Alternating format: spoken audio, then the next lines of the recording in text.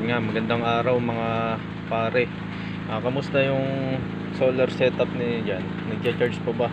Itong 25 amperes ko na tiny, nagcha-charge siya. Ngayon ay 13.2 siya. Pero mamaya, pag pinatay natin tong breaker ng solar, titingnan natin kung ilang percent. Yan. Makikita nyo ay 13.1 saka 13.2. Ring LVD ay binawasan ko ng isa para maging 13.1 siya, para di sila pantay, para mas mauna to kaysa dito sa ating SCC. Yan, bubuksan natin ulit siya.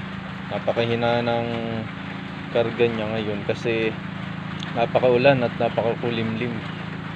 Yan, ito yung ating LVD. Ang cut off niya ay 12.0. Yan, ang cut off niya. Tapos ito naman yung switch natin para dito sa ating relay, para merong patayan, para hindi siya hindi kinakain yung watts, kasi napakalakas din itong kumain ng mga Tapos ito naman yung ating inverter, 3000 watts. Tapos meron tayo ditong breaker. Ayan. Tapos pagka magse-setup kayo ng ganito mga pare, kailangan ay yan, papatayin mo natin. Ay unahin yung ilagay yung baterya dito sa ating SCC.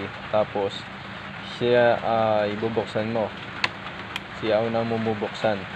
Then pagkatapos naman ay etong ating solar panel ay isusunod mo naman buksan.